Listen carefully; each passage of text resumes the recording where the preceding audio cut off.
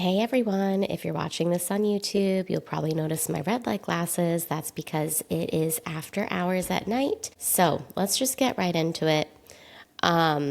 I have received a lot of questions on Instagram, in person, mostly on Instagram, about night weaning, troubleshooting, strategies, just how to do it. So I figured in this episode, I'm going to go into the unique stories of how and why, and also when I night weaned each of my two children. And their journeys are starkly different. So first, let's start with my firstborn, my son. When I night weaned him, he was 21 months old, and I was 4 months pregnant with my daughter. And basically, the lead up to this was about a month, meaning for a month prior, I was very casually just talking about, what life would look like in a month from now or so. I knew I wanted like a long, slow buildup because I thought that would kind of mentally prepare him so it wasn't so jarring. So by the time we night weaned, he was just down to 1 or 2 nursing sessions total in a 24-hour period. So it seemed very natural, very seamless. So I was nursing him right before bed, and then just one time he was waking up in the middle of the night to nurse. And if you're new here, this is the first time you're tuning into Moms Off the Record, I bed shared with both of my kids from birth. So not just co-slept, which would mean we're both in the same room sleeping together like a sidecar crib, but actually in my bed we were together. We did transition our son to a toddler bed when he was about 17 months old, I want to say. So around the time I got pregnant and 4 months before I night weaned him. Okay, so in terms of the process, I was reading him a couple of books. One of them is Nurses When the Sun Shines, and then the other one was Booby Moon. Really cute book, B-O-O-B, I think it's B-O-O-B, wait. Booby Moon. Okay, it's actually Booby, Booby Moon. Beautiful book, beautiful book. I actually prefer Booby Moon over Nurses When the Sun Shines. So we would read that together casually during the day in low stakes situations. And honestly, I think, if I'm really to think about it, I wanted that slow buildup because I was scared. I was ready to night wean, but I was emotionally scared because this was my first time going about it. I really just didn't want a lot of drama around it, especially not in the middle of the night when I'm most exhausted, and I felt like I would easily cave. So let's talk about the why. I feel like it's really important. Like if you're going into night weaning, you need to know your why, and you need to stand by it 100% and be committed. So for me, I felt actually totally fine and good nursing for the first trimester of pregnancy. Once I hit the second trimester, I really noticed, wow, I just feel more physically sensitive, not even emotionally, just physically, touched out.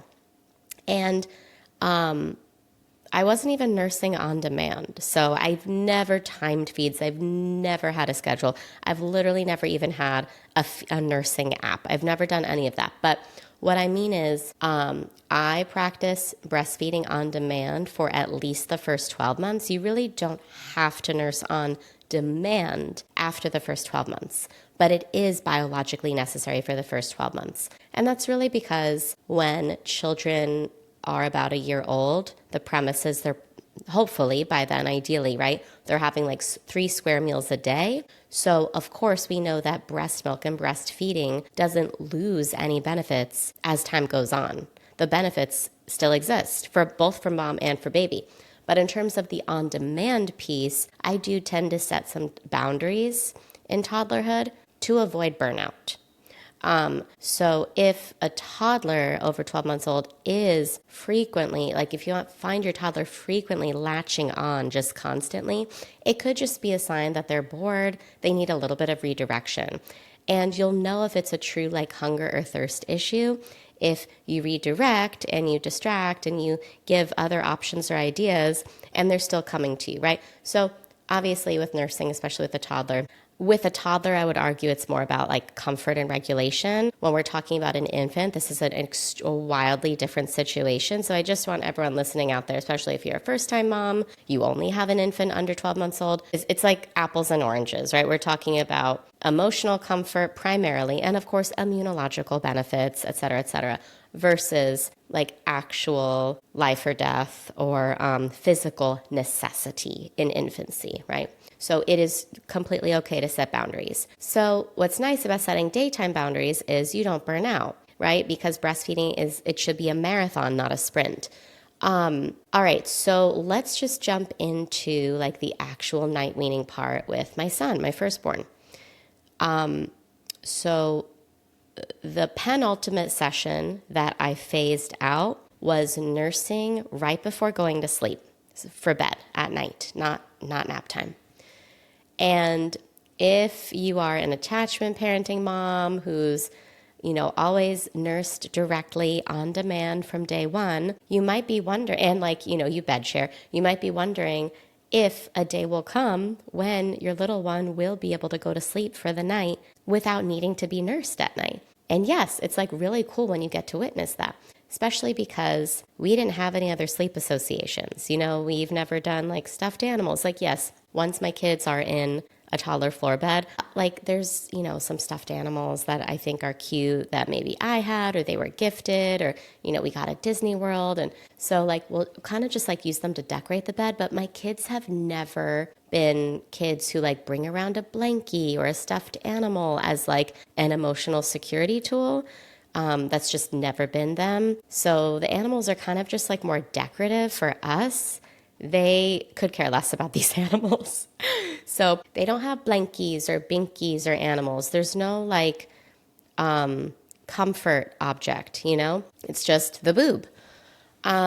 So I very quickly had to figure out, I felt like I was sort of scrambling. I had never really thought about this in my parenting journey, but what is the new sleep association going to be? And I just thought, using common sense, I know ever since infancy, he's gone to sleep really well with motion. Like my kids are the type of kids who will get sleepy when motion's involved, especially for naps. So constant strolling in the stroller or a car ride, anything of that nature. So I just thought like, okay, if I know it's around his bedtime and he's tired and ready for bed, right?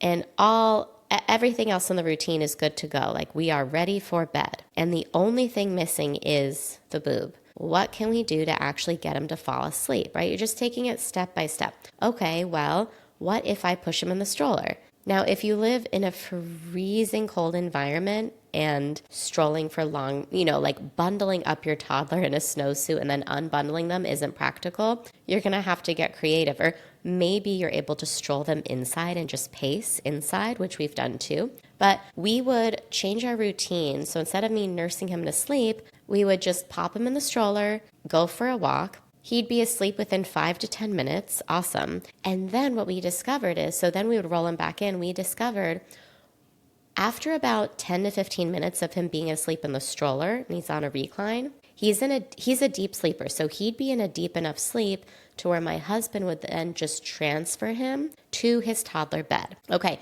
so now we managed to get him to sleep for that first stretch of the evening. He's not doing these 12-hour stretches yet, even at 21 months old. So he would sleep for about 7 to 8 hours at a time, right? Because he was still waking once in the middle of the night and normally to nurse. So the next obstacle that I had to overcome is, okay, what are we going to do when he wakes up in the middle of the night? This was so challenging. It was usually at around probably 2 or 3 in the morning, maybe a little bit later, sometime between 2 and 5 in the morning. So he would wake and it was pretty inconsolable, but we're both trying, I just thought intuitively like, okay, let me rock him. We can sway. I'll hold him upright. I'll hold him in a cradle pose. We have this really cozy, kind of like a mom style, lazy boy recliner rocking chair situation. I I was like whispering, sort of humming to him and rocking him in the rocking chair. It was a lot. Like he was not really taking to it. So again, this is where my fear comes in, is like, I can't hold this boundary. You don't want all your hard work to be for naught. And then I was going back to my why. Like, what is my why? Well, obviously I felt so touched out, so physically sensitive, so ready to be done with the night nursing due to being in the second trimester of my pregnancy, that the ends didn't justify the means of me pushing through. I just didn't want to feel like crap in my body when I woke up. I wanted a deep restorative sleep. So whenever like you hit a wall, you have to go back to like, what is your why, you know? So I kept that in mind. I didn't want to cave or give in, because then you're going back to square one and this process will take longer. So eventually I did something which it just seems so crazy in hindsight, but I was like, well, he likes motion. And it came to a point where strolling him indoors, because I was putting him in the stroller and pacing in the house. Strolling him indoors was not getting him back down, or it would, but he'd get right back up. And I was actually just so tired. And Eric was helping too, but we were going back and forth, kind of getting nowhere. And honestly, I'm such a light sleeper. It's probably from the bed sharing. We moms have to biologically be light sleepers. Nature did not make a mistake when designing it this way. And Eric's a deeper sleeper. And, you know, in all fairness, he is the main breadwinner, right? And like, he does need to be alert and awake and ready to run back-to-back meetings for his team. Yeah, like, you know, there's only so much he can do. And then so basically going back to the thing that I can't believe I did, I drove around with Julian in the middle of the night in our neighborhood. It's a really safe neighborhood, and I didn't want to be walking around in the middle of the night, even though the neighborhood is safe. Just scary. Also, you never know if like there's an alligator or a bobcat or a coyote. You just never know, because we're in Southwest Florida. So I ended up just doing loops with him. And he was crying, and then eventually it got him to sleep, and I'd be so tired that I would pull up into our driveway, park the car, lock the doors. So I'm not in the garage, obviously. I'm in the driveway, engine on, and I would just recline the driver's seat. And it took me back to the newborn days, honestly, like the early weeks where it's just the constant wakings. We eventually got over this hump. I want to say it took about a week, if I'm remembering correctly, give or take about a week, to the point where he either was like consolidating the sleep cycle on his own, or he could just be consoled easier with one of us. I don't know how. It just took time and not giving in. Okay, so then fast forward. This is related. A cool moment happened where I was just sort of wondering, like, oh, geez, did we now just accidentally get ourselves in an accidental cycle where we're going to be solely reliant on pushing him in a stroller to get him to sleep for the first stretch of the evening? I mean, it's great. Don't get me wrong. Of course, I love an evening walk, but just having to be solely reliant on that to get him to sleep was driving me bonkers. And I was like, why can't it be like in the movies where it's just like, okay, good night, sweetie, good night. And like, you always wonder, like, when are they going to be able to put themselves to sleep? You know?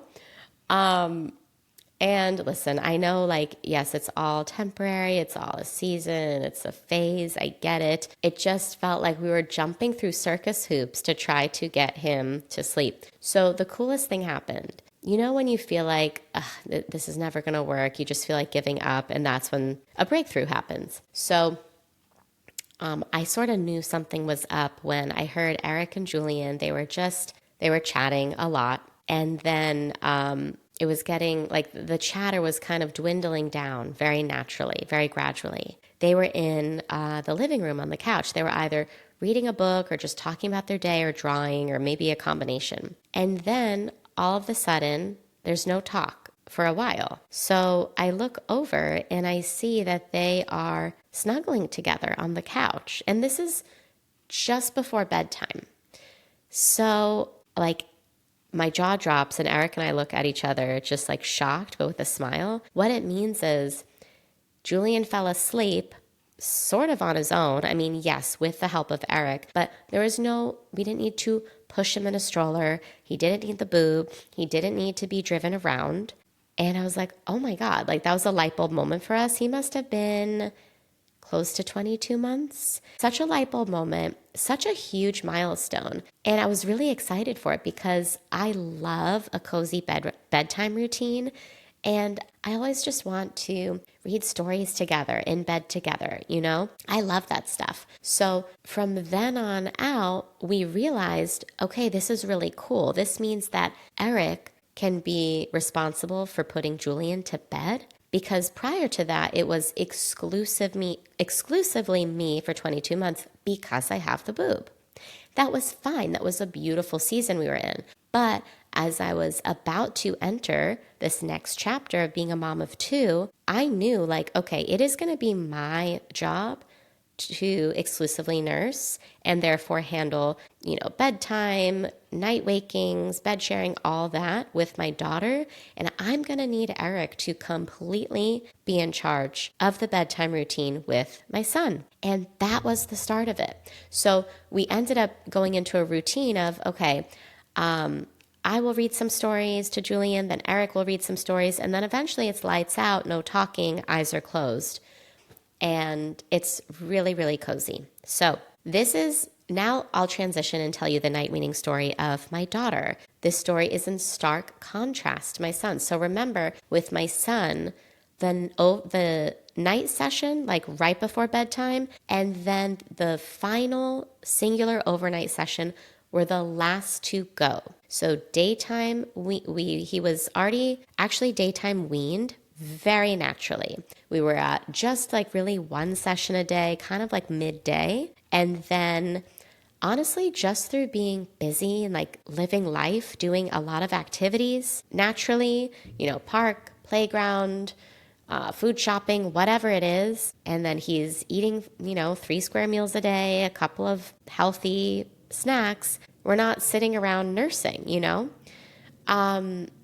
All right, so with my daughter, as of this recording, she is a few weeks away from being 18 months old, so officially a year and a half. So I very recently, officially night weaned her, and I'm really happy about it. Okay, so it's almost the complete opposite of what I've done with my son in just about every way. It's wild. And it's because my kids' temperaments are so different, and I'm sort of a different version of myself as a mom of two, if I'm to be honest. So why the strong urge to night wean this early? This did catch me off guard. So unlike my son, who was able to latch on, like from birth, he latched on. I never had to manually unlatch him. He would unlatch himself when he was done. So naturally, as he got older, right, and he doesn't need as much milk intake, he's just doing a quick, like in the middle of the night, so latch on and he's latching off. I'm good to go. With my sweet, wonderful daughter, whom obviously I love so much, I don't need to give all the disclaimers. At this age, the overnight nursing is no longer like this cozy newborn vibe. It's so cozy when they're so small. They're not like doing 360 spins on the bed and kicking you and on your body. So it's just a wildly different sensation and experience on the receiving end of this. Now that she is, a full-blown toddler, she stays perma-latched. Now I understand how this is a thing.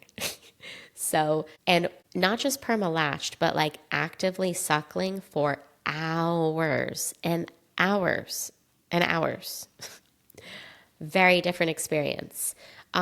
So naturally, I did feel more depleted and burnt out, even though, of course, it's so biologically natural, healthy, all the holistic things. We already know what it is. We don't need to give disclaimers. Just because we're so attached, she and I are so bonded and we're so physically attached during the day, through me holding her all day, baby wearing. Like I said, we're still nursing on demand. I probably haven't been as rigid with holding nursing boundaries with her during the day, just because I do know she needs more of that regulation.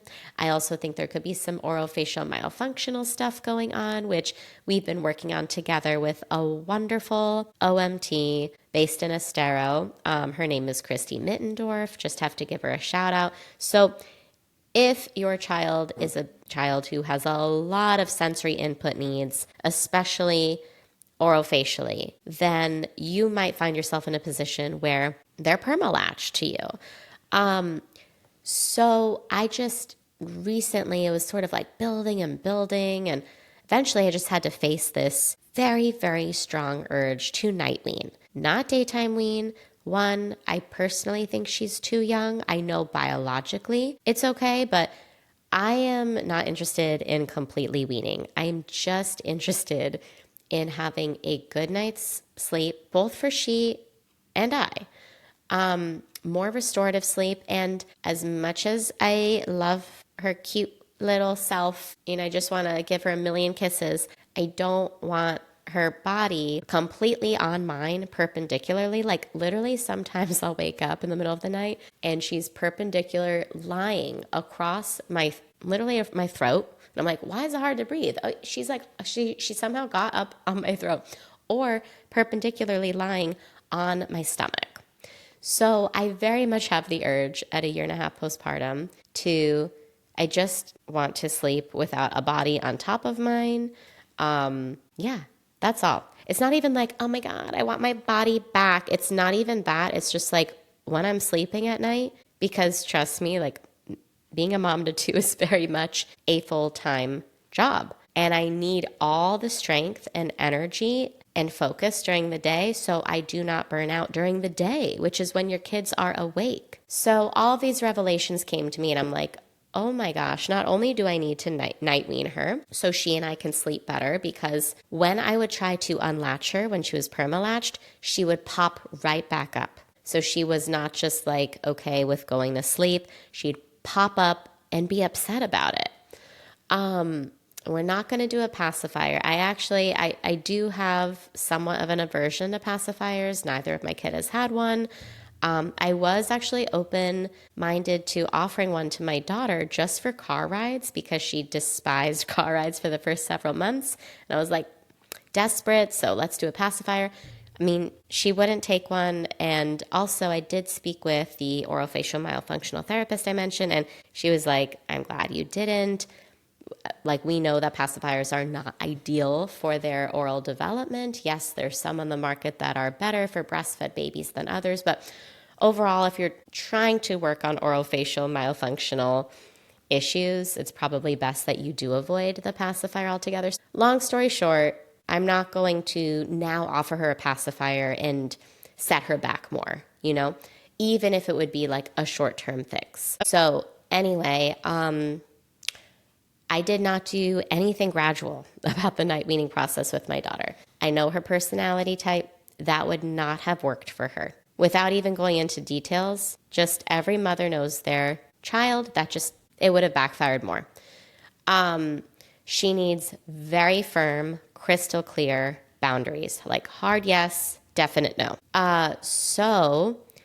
And I was just so sleep deprived, which also I was bummed about, and I was surprised because I was under the false impression that if you bed share, you're going to sleep better. This is exactly how it was with my son. And I was really surprised that wasn't the case with my daughter. But again, it's the permalatching, it's the constant popping up, like the 25 wakings a night.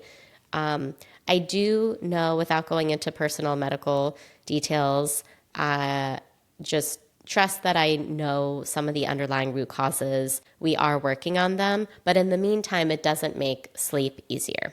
Okay, so what we did was this. I still am nursing right before bed. However, then I decided as of a couple weeks ago for the first few nights, because I knew I wasn't going to be able to emotionally handle the crying, the screaming, being upset, and I didn't want to just abandon her. So I was going, and I didn't want to show up as like the worst version of myself, as someone who's already feeling sleep deprived.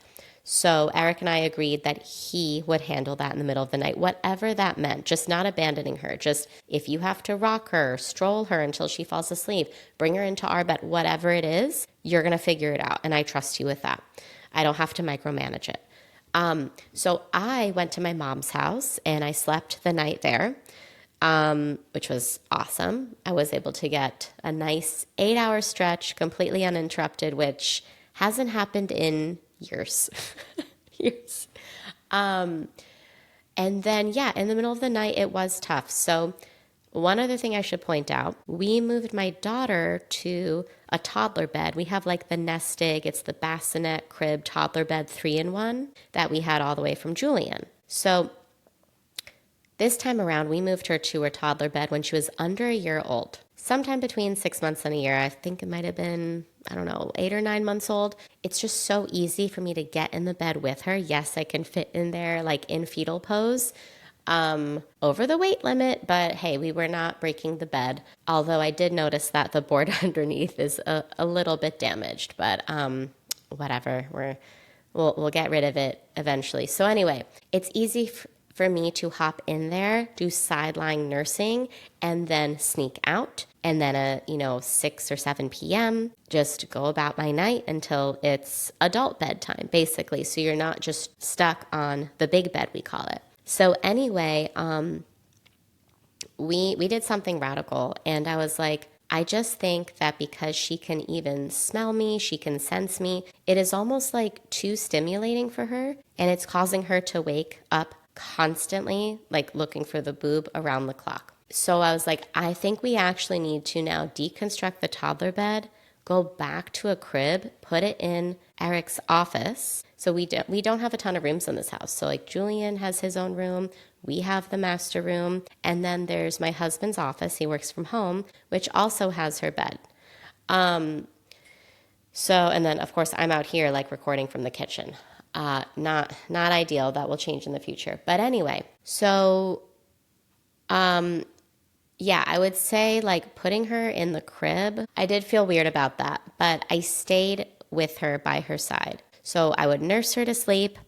And she would like literally fall asleep in my lap. So she's not just awake but drowsy, but like literally asleep. And I would try to very carefully transfer in the crib, which is like, I'm such a rookie at that.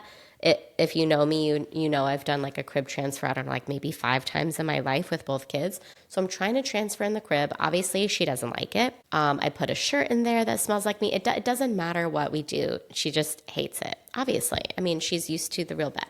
But I'd stay right by her side. I'm singing to her. I'm holding her hand. I think that's the difference. This is not like cry it out extinction. I'm not abandoning her. I'm still right there. I don't think you could call that sleep training. I don't even believe in that. I'm not training her to do anything. She's falling asleep, trying to get her safely in the crib. Within a few minutes, she went from standing and crying, I'm holding her hand, to now she's down, lying down on the crib, literally asleep. I was like, oh my goodness, that's amazing. Now, if she was getting more riled up and more hysterical and not putting herself down on her own in the crib while I was there, then I'm just like, screw it, take her out of the crib. And if one of us was on the big bed and we were just going to go in shifts that night, I would just put her on the big bed and she'd go right to sleep. Or what I've been doing is I have this cushioned Toki mat. I love this brand Toki. Not affiliated at all, but hey, would be open to it. But yeah, not affiliated, just an awesome brand. It's like lower toxin, and they have these cute cubes and mats and fun shaped pillows with cute prints. So anyway, we have a couple of their cushioned floor mats. They're almost like gymnastics mats, but way cuter. And so I would put one of the Toki mats on the floor of our master bedroom. She has a cute little avocado toddler pillow, which is so cozy. So she loves to put her head on that. And we have some other firm pillows that we'd create barriers around. So I would just then move her to that mat. She'd go right back to sleep. We'd go about our night, whatever. And I realized, though, after staying at my mom's for a few days, once again, similar to how it's not sustainable to just walk your child in a stroller. I mean, you can do whatever you want to do, but for me, it wasn't sustainable. Like, I like options. I want to know I don't have to rely on these crutches. And of course, it's not sustainable when I was driving Julian around the block in the middle of the night. In the same way, it's not sustainable that I'm sleeping at my mom's house instead of my own house. That was just really supposed to be a bridge to help both she and I get over the hardest part of this, the biggest change. Okay, so then Eric and I were like, well, what's going to happen when I'm not at my mom's house, right? And like, I am actually hearing that she's upset in the middle of the night, because it's easy if I'm not in the big bed. Okay, so then she doesn't smell me. She doesn't smell milk, right? She's just cuddling next to Eric. He gets her back down. So she'd pop up a few times upset. He would snuggle her. She'd get back down. But when I am back in my own bed with Eric, what are we going to do when she wakes up? By the way, she was having a good 6 to 7 hour stretch in her crib. So this is like another hour to 2 that she was able to sleep in the crib. And as soon as she'd get upset, she was crying, one of us would come for her. I really wanted so badly to see if with just some consoling and hugging or rocking, whatever it may be, she'd be okay going back down in her crib. We even tried offering her kefir, water, milk, like if it was a thirst issue, but because she was pushing the cup away, we knew she doesn't want water, this or that. She wants comfort, which makes sense, of course. Like, we can't blame her. So we're not going to go through the whole, let's cry and cry and cry for hours and hours just so you can sleep in your crib. Again, I was interested in night weaning for better sleep, not like sleep training, like you have to sleep in your crib in another room no matter what. The only reason we did that kind of physical separation, which funny enough, went against my crunchy values, but the only reason we did that was because I needed to test my theory, which was true, which was I think my presence, like the smell of my milk, her being around me, is causing her to latch so frequently that it is jolting us both out of our sleep. So she slept better in the crib in the other room for that first stretch. So Eric was like, okay, no problem, middle of the night, I'll go and get her, bring her to the bed. But now here's the real obstacle that I had to face head on. Okay, so now I'm in the bed too, right? The three of us are in the bed, because he would try to put her down on the toki mat on the floor. She'd maybe stay down for 10 minutes and then wake up and be wide awake, because she could sense no one was next to her. Or she refused it entirely because she just wanted to be by one of us. All right, so then I'm like, okay, bring her up in the big bed. She's now between the two of us. And every night it looked a little bit different, but there's a pattern, which is I'm consistent, just like a sturdy, good leader. I'm consistent, I'm committed, I'm not giving in with the boob, but I'm also comforting her. Right? I am not abandoning her. So she is crying, but she's crying in my arms. I am comforting her. I am holding her tightly. She needs a lot of sensory input. So she actually, her body goes stiff if there's kind of weak, gentle rocking or swaying or caressing. She needs a good firm touch, a firm squeeze or hug. She actually thrives off of that. So instead, I held her very firmly. And we are we're sitting up in bed together, we're rocking back and forth, or lying down. I was sort of spooning her and cuddling her. So I was giving her this bear hug and I'm spooning her. She's upset. I had to wear a tight shirt tucked into my pajama pants. I wore a sports bra underneath. And I just wanted to make the access difficult. And on the one hand, I was like, oh, this is cruel, she's not even 2 years old. How could I be doing this? Who am I? What am I thinking? This isn't my crunchy self. And it's okay, you got to put those self-judgments aside. Who cares, if you are stepping outside of your box? What is my why? Going back to the drawing board, what is my why? Why am I going through all this effort and drama and trouble to begin with? because the alternative, it's really because the alternative was worse for our sleep. Like seriously, both our sleep. But put on your oxygen mask before you put on your child sort of thing. Does she still need breast milk? Yes. Is she still nursing a ton throughout the day from sunup to sundown? Yes. In addition to solid food.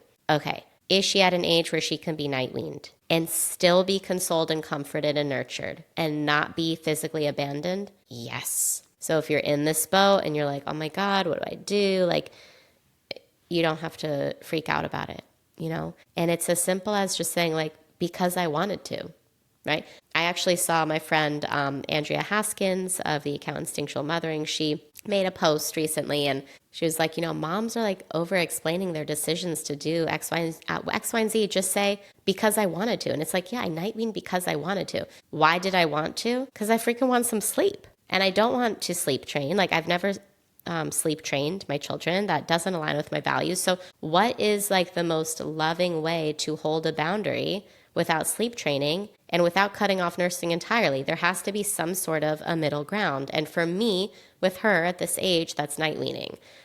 Zero regrets, seriously.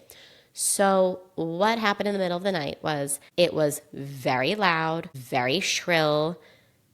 We're on edge, uncomfortable, and tired, but I'm staying with her the whole time. That's like really the hardest part, is not giving in, because of course we all know if you just pop a boob in her mouth, she'll go right back to bed, right? She'll be quiet in the middle of the night. But the benefits outweighed the inconveniences, I would say, the short-term inconveniences of holding the boundary, because after just the 10 minutes of emotional discomfort, and I'm with her every step of the way, I'm squeezing her, you know, we're rocking, we're swaying, we're cuddling. Eventually she goes back down. I was shocked. And I was like, oh my gosh. So I could have just given up prematurely and not even realized it. And I could have just chalked it up to like, oh my God, she's not ready to be night weaned. I traumatized her. Nope. And guess what? When we woke up, big smiles. And somehow we still managed to bed share and night wean. She is still waking in the middle of the night. So for the record, because I know this question will come up, is like, okay, when you night wean, will all the sleep cycles just magically connect? They may not. So when she's waking in the middle of the night, we're still dealing with tears, big feelings, whatever you want to call it. But I think what separates this from like sleep training, cry it out, extinction method is I'm not ignoring her needs. I'm not abandoning her, right? Ultimately, the underlying need is a need for comfort and nurture. She's getting that in a different form. It's just not through the boob, which is completely developmentally appropriate for a 1.5-year-old baby. Let me just see in my notes here if I left anything out. No, I don't think so. But yeah, we talked about all that. Okay, so if you have any more questions about the nitty-gritty specifics, your situation with night weaning, because again, as you can hear, I did a lot of trial and error with each of my children. And this is just the tip of the iceberg. Like, obviously, there's way more temperaments than the temperaments of my own 2 children in this world. Depending on how old your child is, like if your child is between 12 to 18 months or 3 to 4 years old, right? Like, this is going to be, there's just such a wide range of what to expect and then how to stay strong in this process. I think generally speaking, there are some like definite do's and don'ts with night weaning. I forgot if I mentioned this, but I personally am in the camp that night weaning is not biologically appropriate before the age of 12 months old, for the most part. I'm sure there's exceptions to, we know that there's exceptions to almost everything, but especially if a baby is like exclusively breastfed, most babies are not physiologically ready to completely sleep through the night before 12 months old. If they do consistently, it's generally a fluke, or a result of sleep training. It is, let's just say it's not the norm. Frequent night wakings are still normal, despite what a pediatrician might tell you before 12 months old. It's just that in our culture, we have like demonized it, mainly because we've normalized moms returning back to work full time at 12 weeks postpartum, which also is not normal or encouraged, but that's just a symptom of our culture. Productivity and efficiency, right? And it's not convenient for babies who are beyond the newborn stage, but not quite toddlers to wake. So we try to force them into consolidating all their sleep. So just know if your baby is waking for milk before 12 months old, very normal. And you should still feed on demand. So then, biologically, it is okay to night wean. It is, I would say, yeah, it can be appropriate. You can do it without having to worry about like biological ramifications once your baby's at least 12 months old. But I will warn you, it's going to be, I think, a lot harder on both of you. The younger they are, it's still possible. Typically, the guidelines are, especially from a more holistic mindset, the closer your baby is to at least 18 months, generally just it's a little bit easier for both mom and baby developmentally. Like, yes, you're still going to have the outbursts, big feelings, crying, all that. It's just that, think about it this way, zooming out. If they've been consistently consuming like good quality, nourishing food during the day, 3 square meals, a couple snacks, they're not preemie babies. They're well developed, well fed, taken care of, nurtured. It's just an easier transition the closer to 18 months they are. It doesn't mean it's easy. It's just easier. But yeah, that is to say I would caution against night weaning before 12 months old. Between 12 and 18 months, you can do it. Just, they are still young. But you can totally do it. So yeah, if you want to discuss specific troubleshooting strategies, or you want to hear about firsthand success stories, then I highly recommend joining the private Moms Off the Record community. There are dozens of women in there. I'm in there checking messages every single day. Basically, the main perk is the forum where everyone can chime in with questions, comments, concerns, and imagine having all your questions and concerns crowdsourced by the group, and I chime in. We also have resources in there.